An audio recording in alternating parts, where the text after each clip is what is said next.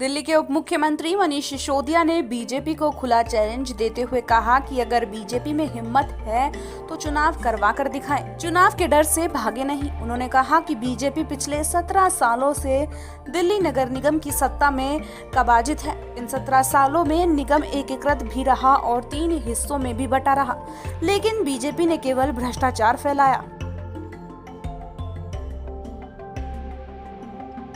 सिसोदिया ने कहा कि जब दिल्ली में एक निगम था तब भी दिल्ली की जनता बीजेपी के भ्रष्टाचार से परेशान थी।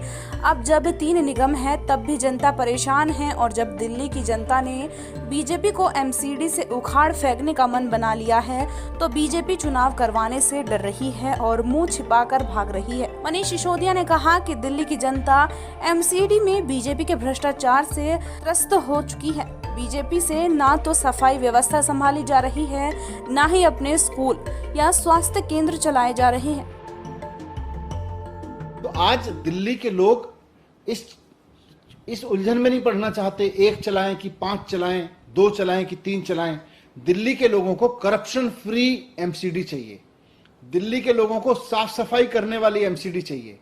दिल्ली के लोगों को ईमानदारी से काम करने वाली एमसीडी चाहिए। आज मैं भी बीजेपी से कहना चाहता हूं, दिल्ली की जनता की तरफ से भी और सरकार की तरफ से भी, कि 1 कर लो, 2 कर लो, 3 कर लो, लेकिन हिम्मत है तो चुनाव करके दिखाओ। जल्दी चुनाव करवा के दिखाओ। आपको जनता बहुत बुरी तरह से हराने वाली है। जनता जानती है कि 17 साल से आप भारतीय जनता पार्टी वालों नगर निगम में हो। आप तब भी नगर निगम में थे, आप भी तब भी नगर निगम की सरकार आप ही चला रहे थे जब पूरा नगर निगम एक था।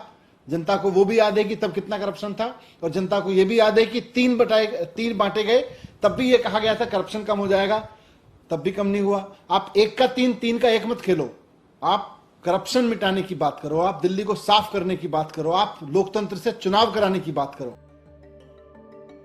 सिसोदिया ने यह भी कहा कि बेशक चुनाव टालने के लिए एकीकरण का बहाना बनाकर बीजेपी निगमों को एक कर ले, कोई फर्क नहीं पड़ेगा। उन्होंने चुनौती देते हुए कहा कि अगर हिम्मत है तो बीजेपी लोकतांत्रिक तरीके से समय से चुनाव करवा ले। आप डरने वाली नहीं है, वो बीजेपी को एमसीडी से उखाड़ फेंकेगी।